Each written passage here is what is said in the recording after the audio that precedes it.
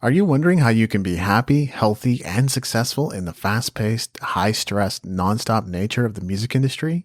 That's what we're going to be looking at in this episode of the New Music Industry Podcast.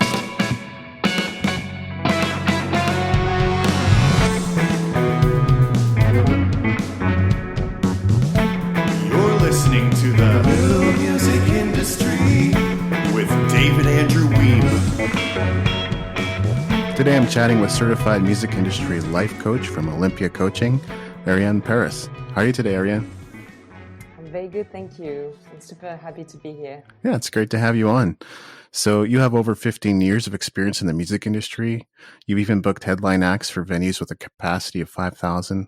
I would love for you to share a little bit about your journey and what has led you to the point of starting Olympia Coaching. Yeah. So I love music, as we all do. I started my career in the music industry. I worked for a couple of labels in the UK, and then I was the main booker of this big venue in Barcelona, 5,000 capacity venue, and I was booking electronic music artists, so big headliners such as Jeff Mills, Skrillex, Black Coffee, as well as upcoming artists. So it was really an amazing job. I had so much fun, and also I had a complete creative control, creative freedom, and the opportunity to give artists a chance to play in a new territory and to get to know them. So that was fantastic. And in parallel, I also had what I will call my spiritual awakening about 14 years ago, through some books, and actually I came through it through science quite funnily. And I started to become really, really passionate about personal development. And that really shifted my understanding of the world and my understanding of what it means to have this human experience, and realizing that we have so much power, right? We really are able to create our own reality through shifting our mindset, through shifting our thoughts, being aware of our emotions and our patterns and so on. So I really wanted to share when you learn something new and you get so excited, and you cannot shut me up about anything to do with personal development. So I really wanted to share what I was learning with other people. And I was seeing so many people in the music industry burning out, having mental health issues, or kind of like sometimes losing the plot. And I really wanted to help my peers really, and help artists as well have a more sustainable career. And so what happened as well was I loved my jobs for so many years, and it came to a point where I went from feeling super excited and super happy to be in that club every weekend, like really being in my element, to feeling really frustrated, really bored. And what was exciting to me really just some years before started to feel really meaningless. And that was the worst for me, just having lost that sense of meaning. And I think you come to a point in your life, or at least in my case, I came a point in my life where I'm not 20 years old anymore. And I really started to ask myself those questions, what am I here to do? What is my purpose? And how can I use the years that I have left in my life, however long that may be, to really do something that has more impact and that is more meaningful to me. So this is why I trained as a professional life coach, and I took the jump and I answered the call of the mission. Very similar to the questions that I've been asking over the course of the last couple of years or so, especially since I moved from Calgary, 10 hours out west to Abbotsford and close to Vancouver area. And it's beautiful out here and it's wonderful. But yeah, there was a lot of soul searching, and I guess in some ways there still is. One of the things you mentioned was spiritual awakening. I mean, this is more just by comment or than anything, but I kind of went through my own spiritual awakening, I guess 4 years ago now. So, and that was just oddly enough, I was looking after my parents' house during the summer and looking after their dog. And that day just felt like it went on forever. And I couldn't quite explain it. I didn't really know why. It just did. And in that process, I kind of woke up, as it were. Wow. So Yeah. you had a spontaneous one, like quite a quick one, it sounds like. Yeah. Yeah. It was kind of spontaneous. It's really, really interesting day. Amazing. Personal development has certainly grown as a topic of interest in the music industry recently, but it seems like maybe just 10 years ago or 15 years ago, it was still like, let's not talk about that. Let's not bring that up. What are your thoughts on that? Oh, it's so new. I mean, I can't believe like no one was really talking about it. And I mean, myself, all these years I worked in the music industry and I was young and I was just going to festivals and to clubs and I loved it. And I just lived my best life at the time. And I wasn't asking myself those questions, right, either. But yeah, it's a very new topic. As you know, the topic of well-being and mental health in the music industry has really only been a topic of discussion in the last 3 or 4 years. So it's so new. It was completely taboo before. We had that myth of the rock and roll lifestyle. We had all these people living that kind of life and being looked up to. And it was completely taboo to talk about actually the real struggles of people. And I think people weren't being transparent about it.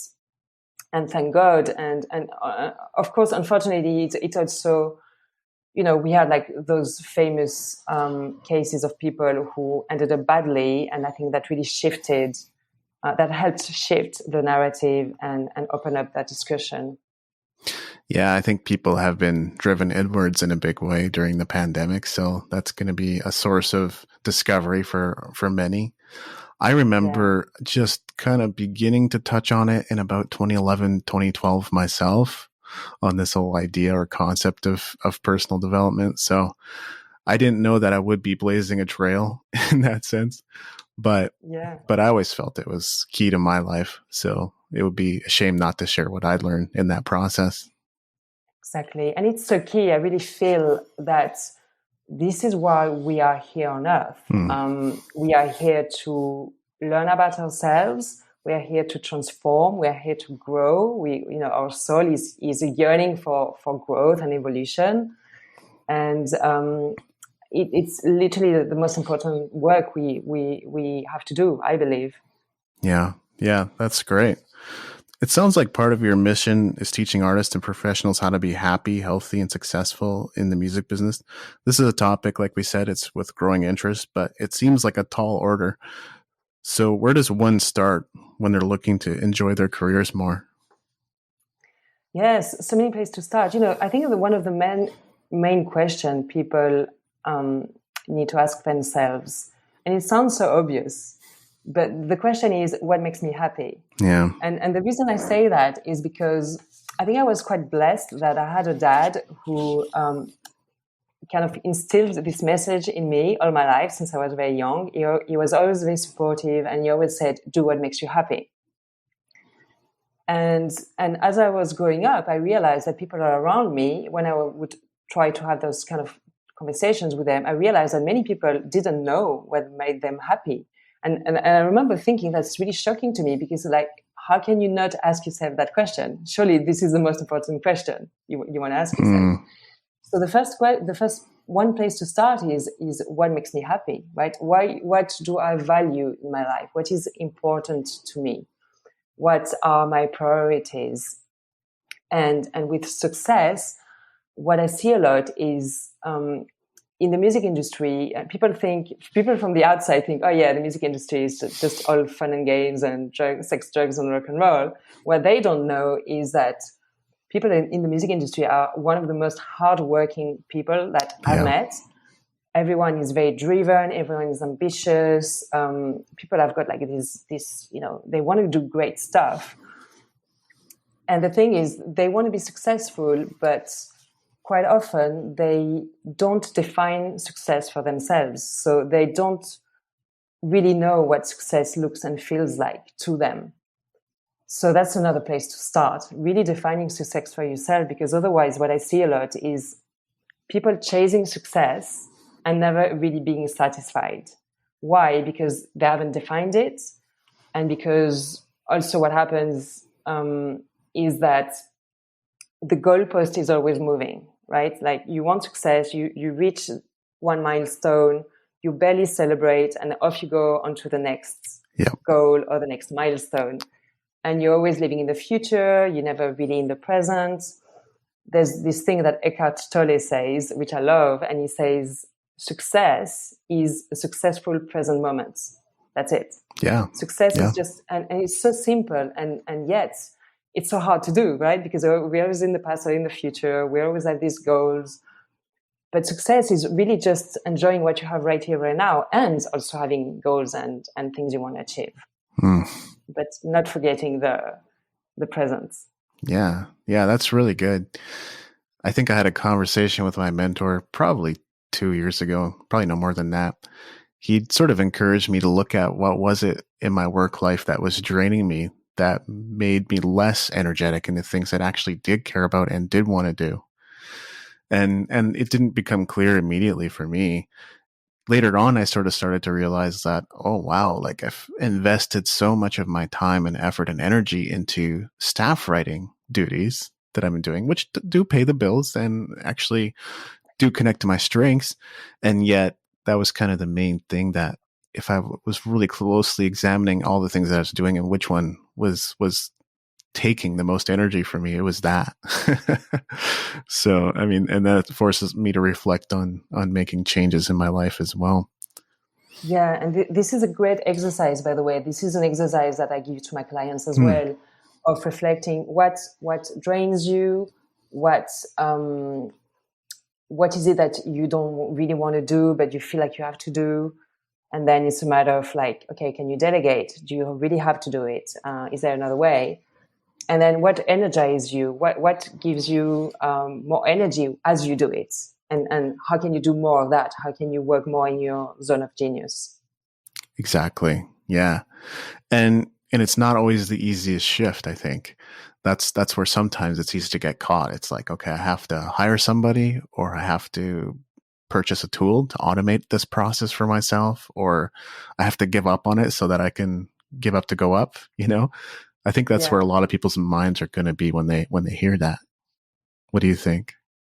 Yeah, exactly. And it's exactly that. It's always assessing and optimizing the way we do things and the way we go about things, because we normally get stuck in a routine. You know, this is what we do, and we tend to not take the time to stop and think about things. And like, is this really the best way for me to approach this thing, or what can I do differently? This is why working with a coach is really helpful, because you have someone else that asks you those questions, that helps you reflect, and that helps you really figure out what is the best way forward. Because we're always in a process of evolution.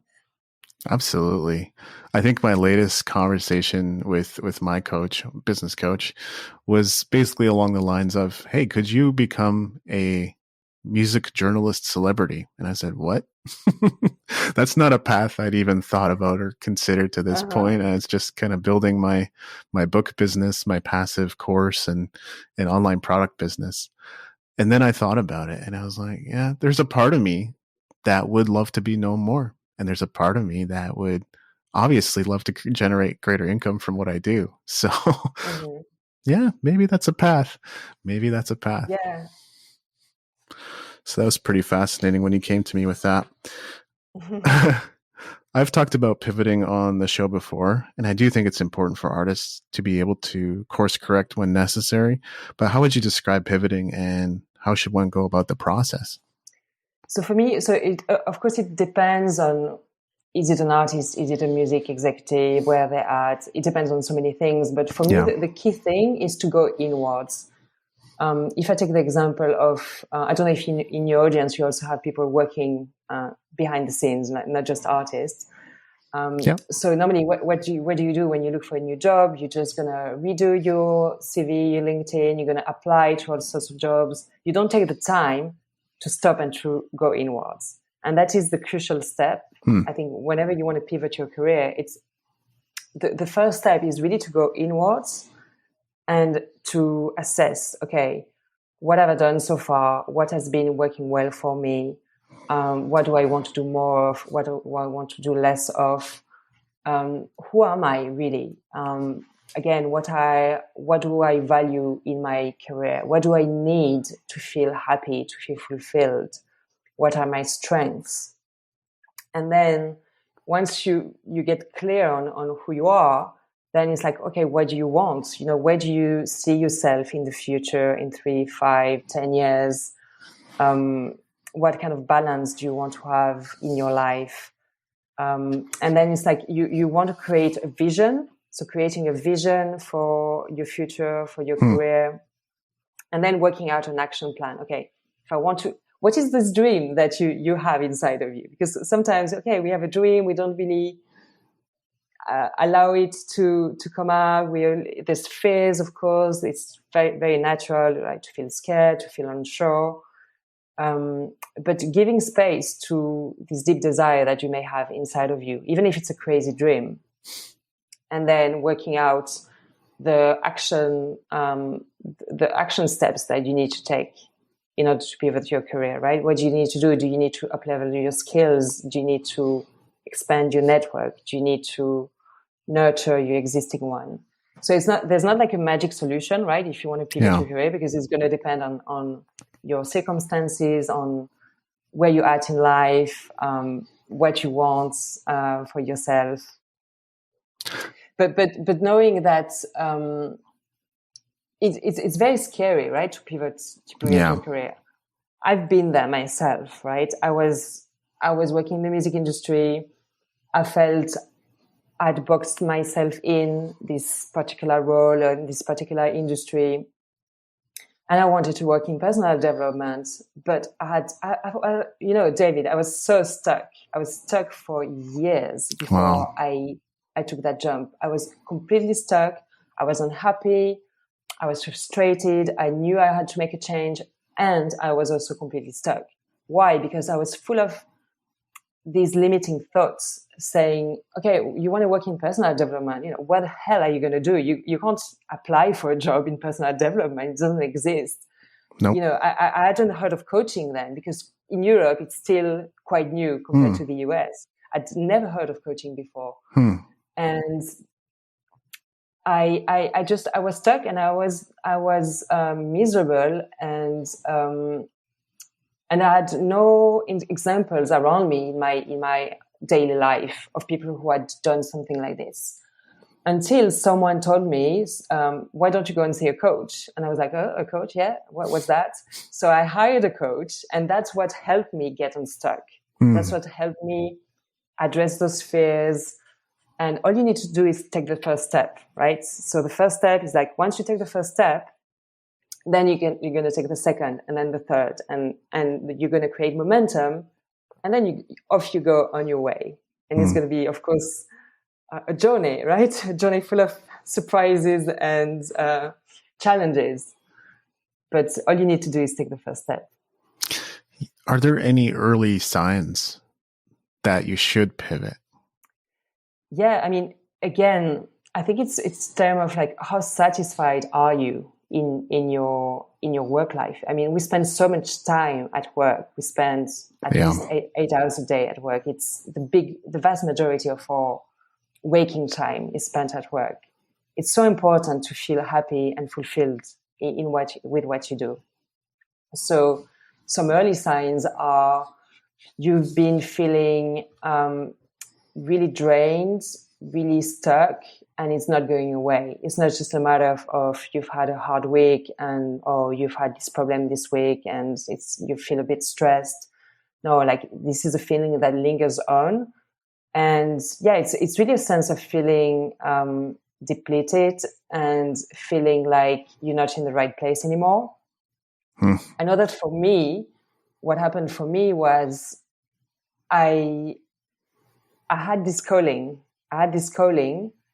And it could have been easy for me to stay stuck in the comfort trap of, where I was very secure. I knew to do my job really well. It was easy. It was fun. And, very, very secure, very comfortable. but for me, I felt, okay, the pain of staying in the comfort was greater than actually taking the risk and jumping into the unknown. So, people value different things. Some people really value security, and for them, they just want to feel secure and stable. Okay, then, that's what you need. But it's like you want to assess what's the pain, what's the payoff, what am I willing to sacrifice to not go and do something else, or to not try to live this dream that I have. Yeah, that's really good. You mentioned in your email to me that burnout is not the measure of success, and I couldn't agree more. I've experienced burnout in many shades and colors, and there's always a significant cost with revving the engines too hard for too long, and I'm way more watchful of that myself. But you explain that self-actualization and contribution are the true measures of success. What does that mean, and what does it look like? Yeah. So I don't know if you've heard, or if you listeners have heard of Maslow's hierarchy of needs, this famous pyramid. So at the bottom, you have your the basic needs, the needs for survival. So having a job, being able to pay your rent, being fed, feeling safe. This is what you need just to in order to survive. And then the middle part of the pyramid are the social ego needs. So wanting to feel loved, feeling like you belong, wanting to achieve recognition, status, feeling achieved. So I think a lot of people are there in the second half, in the middle part of the pyramid. And then Maslow said that the top part of the pyramid, which is what we all aspire to, once we have the other needs met, is self-actualization. And self-actualization means essentially reaching your potential and fulfilling your purpose. So it's about actualizing who you are and always going beyond what you've done until now to become, to develop more of your qualities, to develop more of your strengths, to have a bigger impact, and to really live out your purpose. And there's actually another part of the pyramid that apparently Maslow didn't get round to really map out that part. But there's the new top, let's say, which is after you've self-actualized, then it's self-transcendence. And this is just another level where you transcend your ego, where you're just here to serve and to contribute to the world with your gifts. And you don't have an ego anymore, and you really feel at one with all that is. And that is the holy grail. Yeah, I guess that makes a lot of sense. People often say, or some of the experts do anyway, that you can't give what you don't have, or you can only give out of your overflow. So in other words, self-actualization would be creating that overflow, and then self-transcendence would be getting to that point where that overflow spills out onto others and you can create a greater impact. So that was a challenging thing, I think, for artists, or at least sensitive, intuitive sort of artists who are always mindful about like their surroundings, the people around them, the people, how they're feeling, how they're doing, instead of like just going inwards and working on yourself. Yeah, because artists have got these beautiful, beautiful, sensitive souls, and that's why they are artists. Yeah, they're so empathetic and so sensitive to their environment and to other people, and that is beautiful. And it's going back to why you're playing music. Why are you playing music? What is the impact you want to have on your audience, on your fans? There's always a reason. You actually you want to affect them in some way. You want them to feel an emotion. You want them to feel free, or you allow them to be authentic, or whatever it is for you. Yeah, absolutely. I think it's only been in the last year or two where I've allowed myself to be more quote unquote selfish. And those are definitely in quotes, and to really look at what do I want? What do I need? And how do I go about life in Yeah, a way that's joyful? and it's not selfish at all. Right. It's not selfish at all because the world needs people who feel joyful, who feel happy, who are doing the work that they love. This is how we change the world, right? We don't change the world when we are miserable and when we are stressed and anxious. So looking Yeah. after yourself is not a selfish act, because when you look after yourself, this is when you can give more to others, like you said before, because you have an overflow and you feel healthy and you feel, mentally, emotionally stable. And of course, that's not going to happen all the time. We all have our moments when we feel like shit and we feel depressed and we feel anxious, and that's fine. It's part of the human experience. Yes. But looking after yourself will help you contribute more to others and to your immediate surroundings, to your family, to your friends, to you, whatever that is, and then to the world. That's great. Yeah. Mindset is a huge topic, and we've kind of gotten into it already, but it's something I've covered quite extensively in the podcast. If artists want to achieve success on their own terms, they can't just be focused on getting on Spotify playlists. They also need to identify what's holding them back and forge a new path. What are the main mindset blocks that get in the way of artistic success? Yeah, and you're right. Mindset is so important, and it's also the missing piece. Because people get obsessed with the latest marketing strategy and how to get on Spotify playlists, and all of that is important. But those things are always going to come and go, right? The algorithm is always going to be changing. You're always going to have to learn new things, and the one thing that will stay with you forever is yourself. And again, so that's why investing in yourself is such a smart move, because you're the common element. You're going to be with yourself all of your life, and you are your own career especially when you're a musician. So some of the the common mindset blocks that artists tend to have, one of them is self-doubts, and we all have self-doubts, right? Like from time to time, and a lack of self-belief, a lack of confidence, which is completely understandable because it is a competitive industry. It is unstable. And of course, with social media, it's so easy to compare yourself to others. And working on your confidence is an important piece, especially also as an artist, you put your creative work out there, and you may face rejection, and you will face rejection, right? It's part of the journey. You may face criticism. You may face people on social media being unkind and those kind of things. So, a lack of self-belief is one mindset block. Another one is fear, and again, we all are fearful of something or another. But so fear of rejection is a big one that's going to hold you back. Fear of failure is another one. Perfectionism is all of these are related, but perfectionism as well is a big one, because how many talented artists have songs unreleased or unfinished, half finished? Lots of electronic music producers have got hard drives full of tracks that haven't seen the light of day because they think it's not good enough, that it's not perfect enough.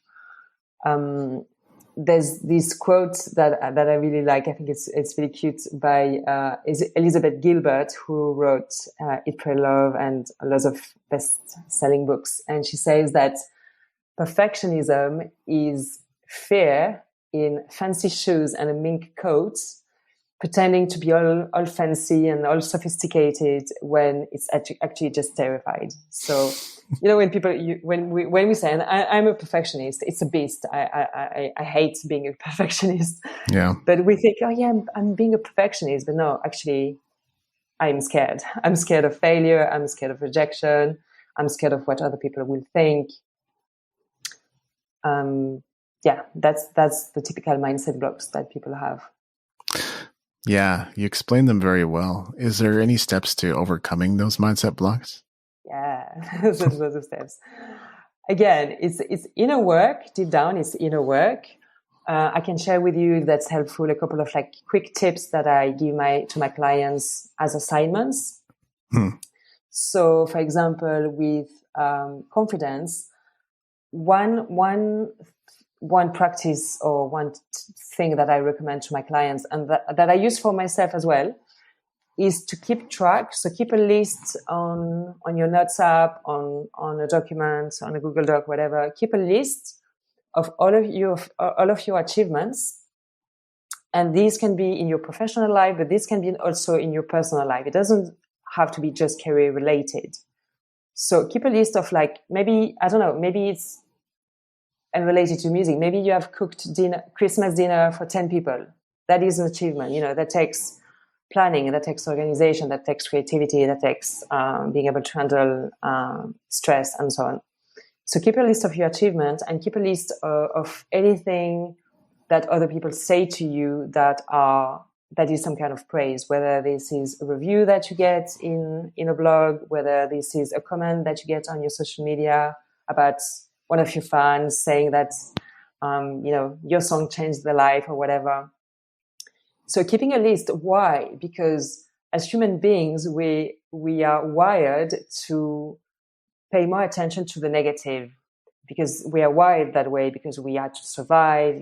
We all know about this theory of like the tiger. We had to pay attention to the tiger, and now we don't have a tiger anymore, but we still pay much more attention to the danger, to the possible danger, to the negative than to the positive. So research has showed that in order to balance that, we need to pay attention to the positive 8 times more than on the negative. And this is crazy, because we don't do that, right? You're going to focus, you're going to obsess about this one negative comment on your social media or wherever, and you're going to ignore everything else, all the positive stuff that people say. You're only going to focus on the one negative comment. And so we have to do the opposite. We have to focus 8 times as much on the positive comment than on the negative comment to rebalance it. That's why keeping this track of your achievements and the praise you get is a great tool, first of all, to remember. And then when you feel, when you have these moments of insecurity, when you are facing those setbacks, go back to that file and read it aloud, and really feel what it feels like to recognize that you have that. Yeah, really great tips there. And kind of circling back to what you said about perfectionism, I gave up perfectionism a few years ago. I don't remember exactly when. It's easy to go to the other extreme, I found out. Well, maybe not even the other extreme. It's just there's a meaningful balance somewhere in there. When you drop perfectionism, you find yourself creating more, but sometimes the creating more becomes about making more money. And when it becomes about making more money, you actually make less money because you're focused on making the money. You know what I mean? Have you experienced that? Yeah, so I think these are two separate things. So first of all, I want to know, how did you give up perfectionism? Give me your oh my gosh, your tip, because I want it. I wish I had a step by step, but honestly, I think it was just being extraordinarily prolific. Like not counting on one blog post to change the world, but like writing every day and publishing every day. Same with music, same with other artistic endeavors. I just made a lot of something. And in that process, I think I was able to drop perfectionism. Yeah, right. Yeah, that's a good tip. Another way to get over perfectionism is to realize that you're here to progress. You're not here to be perfect. Yeah. Like the world doesn't require perfection from us. Yeah. It doesn't care. Like the universe doesn't care about you trying to be perfect. It cares about you doing your best and progressing and learning, right? We learn from messing up. We learn from our failures. This is how we learn. We don't learn by trying to be perfect. Yeah. And being perfect definitely is holding us back. And for artists, this can then lead to creative blocks. When you're trying to be perfect, you can end up being creatively blocked. It's something that happened to a past client of mine, where he was emotionally and creatively burnout, and he was completely blocked. And he had boxed himself in this musical genre that he thought that he had to stick to, and he thought that that's what people expected from him. Mm. And yeah, so we worked on unblocking him, and in the end, he totally got unblocked and released 5 EPs when he had released none the year before. And one simple way to get over that is, for an artist, is to just really give yourself the permission to suck. So similar to what you said, like you weren't writing bad blog posts, I'm sure, but you gave yourself permission to just, okay, I'm just going to write loads of them, and I'm not going to count on one blog post to change the world. Right. So give yourself the permission to suck. Give yourself the permission to just play and enjoy and create for the sake of creating. So without attaching to an outcome to it. So you're not creating because you want this song to be released on this label. So giving yourself a little bit more freedom to just create for the sake of creating, to find joy in the act of creation. And from there, you're going to be able to get unblocked and to be less, to strive less for perfection. Absolutely. I love what you said there. And I think on your website, you mentioned that balance is key. I would love for you to elaborate on that as well, even though we've kind of been talking about that the whole time. Yeah. Because as we know, there's a lot of burnout in the music industry, and people working really hard, playing really hard. Well, not this year, not last year, but traditionally in the music industry, you work really hard, you play really hard, and you don't have a lot of balance in your life. And you sacrifice your well-being. You may sacrifice your personal relationships. And this is not sustainable. It really isn't. And there are so many examples of artists who, quote unquote, have made it. And we are a living example of that it's not sustainable, that there is a price to pay for that. So balance really is key. So I think that everyone's got their own version of what a balanced life looks like, right? We all made differently. I know what it is for me. It might be different for you, but at least for what I recommend people is always having the minimum of self-care. So having enough sleep for sure, trying to eat healthily, definitely moving your body and exercising, because we're stuck behind a computer. You may be stuck in the studio. It's not a very healthy thing to do, like to be stuck and sitting all day long. So you need to move your body. Mm-hmm. You need to circulate that energy, and for your creativity, that's going to be very healthy as well, right? To move, to be in your body. I always recommend, of course, a practice for your mind, whether this is meditation, mindfulness, whatever that is, and nature, like being in nature. We need nature. We need nature to feel balanced. Because again, we live in cities. Where you live sounds a little bit more close to nature, but we live in cities. It's not a natural environment for the human being, right? And nature heals, and nature will help you feel more balanced. So I think research says that I think you need at least 2 hours a week of nature. Yeah. Absolutely. I recently heard a mindset coach explain movement undoes karma, I think is what he said. And undoes karma. Wow. Yeah. I didn't know that. Yeah. And so it took me a while to understand this. I heard it from another perspective on another podcast, a different spiritual podcast, where they were explaining that he just felt in his spirit to go and walk and hike until he started to feel better. And it took 3 hours to sort of undo the grief and the depression and the anxiety and everything that had been pent up and built up over the course of the last year. And so I was like, I see. So that's another key. I mean, it's important for your health. It's important for your well-being and your mood and everything else, but it also undoes karma. Yeah. Yeah. And this is why, I guess, when you hear people going on these, I don't know the word in English, it's peregrina. No, when they go on these long walks, like Camino de Santiago in Spain is a famous famous walk that people go on for weeks or for days. Right. You hear the stories of people going on these really long, difficult walk, like they set themselves up for this challenge, and they normally go on their own, and it's like a real ordeal. And they do that, and they come completely changed on the other side. Right. Yeah. And usually they set off on this journey because something is happening in their life. They're not in a good place. And I think it's that movie with Witherspoon that comes from it's a real story called, I think it's Wild. The movie is called Wild, and it's from this woman who went on one of these walks and came out completely unchanged on the other end. Yeah, that's beautiful. That's amazing. Well, I think we'll do a few quick questions and then wrap up the interview.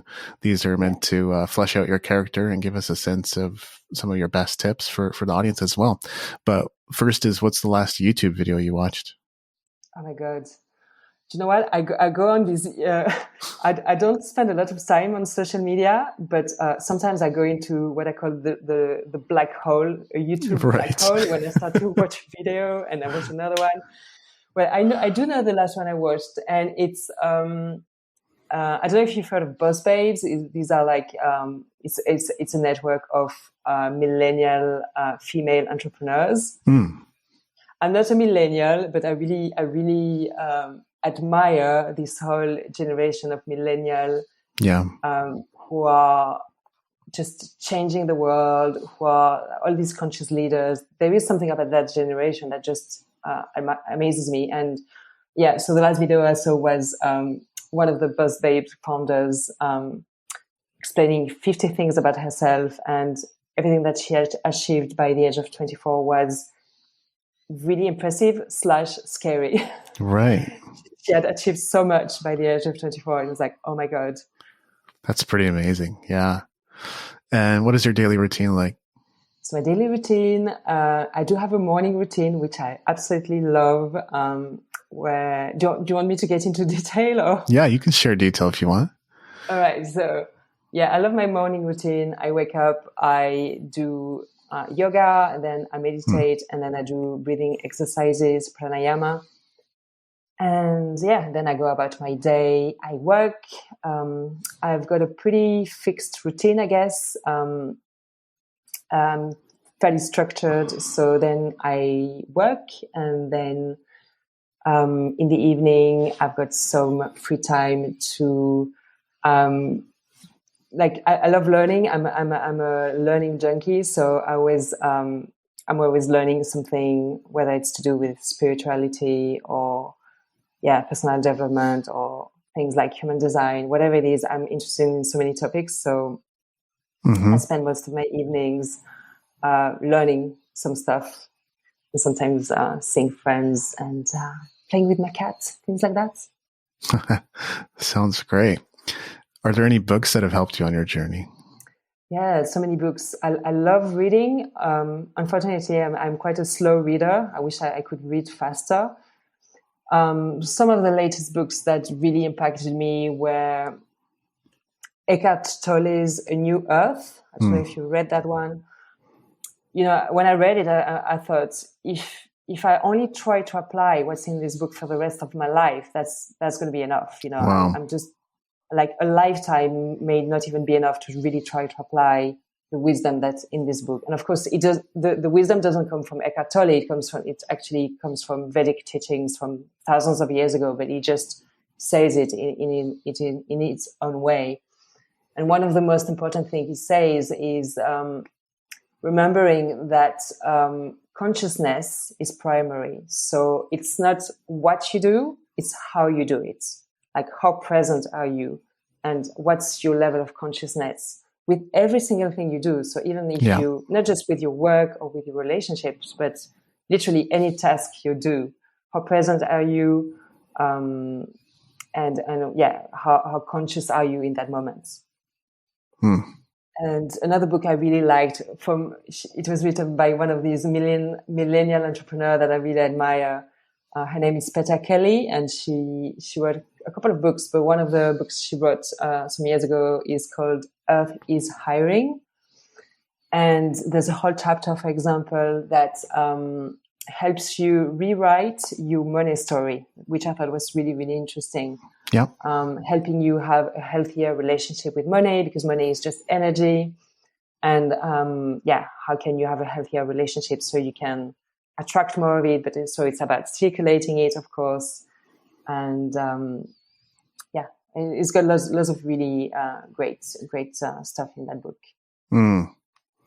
I took a money course a couple of years ago, and we kind of went through a similar process of transforming our relationship to money as well. So that's great. I like that. Yeah. Well, did you see an impact in your life after having done that course? In the last couple of years, that's a good question. I think, one of the relationships that came out of it was a series of personal development programs. I didn't do just one. I did a whole bunch. And one of the relationships that came out of was my friend Vern. And he sets up what is called infinite banking concepts for people. And that absolutely changed my life. I didn't expect it to. We sat down to chat, and at some point he just came out and said, all right, well, I need to show you what I do now. And I said, what? Okay. Is this going to be a network marketing pitch or something? But no, he sat down and showed me what it was all about. And it was utilizing insurance policies to create your own bank. And those policies grow every single day.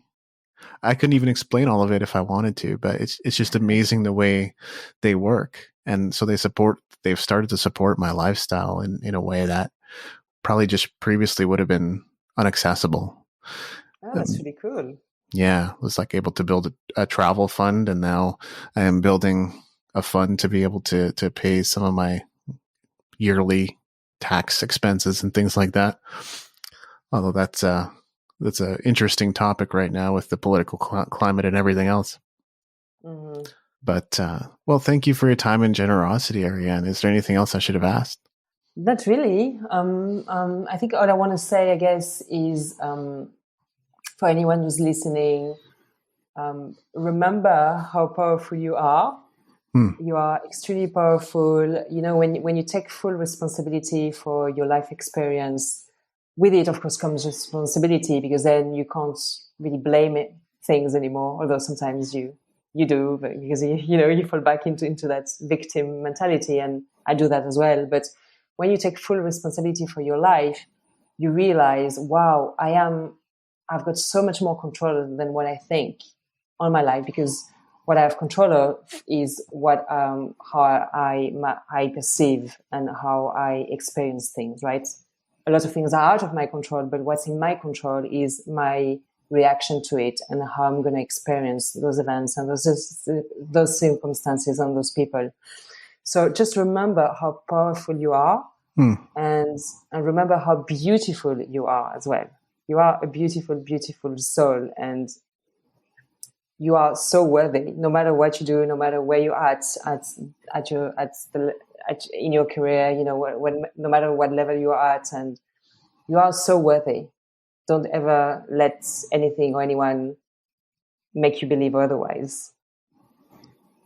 Well, that's fantastic. And we can all find you at olympiacoaching.com. Is that right? Yeah, I've got a bunch of free resources on my website, so go and check it out. There's really interesting stuff there. And I also offer free consultations, so you can book it on my website and get to have a chat with me. Wonderful. Thank you so much, Ariane. Thank you, David. So if you enjoyed this episode and you're ready to tap into the power of personalized coaching, go to musicentrepreneur.hq.com/special. Whether you're feeling frustrated in your music career, need guidance, or require a helpful outside perspective, the best way to leap forward in your music career is with a coach who's invested in your success. So head on over to musicentrepreneur.hq.com/special to claim your personalized coaching session now. This has been episode 238 of the New Music Industry Podcast. I'm David Anjouib, and I look forward to seeing you on the stages of the world.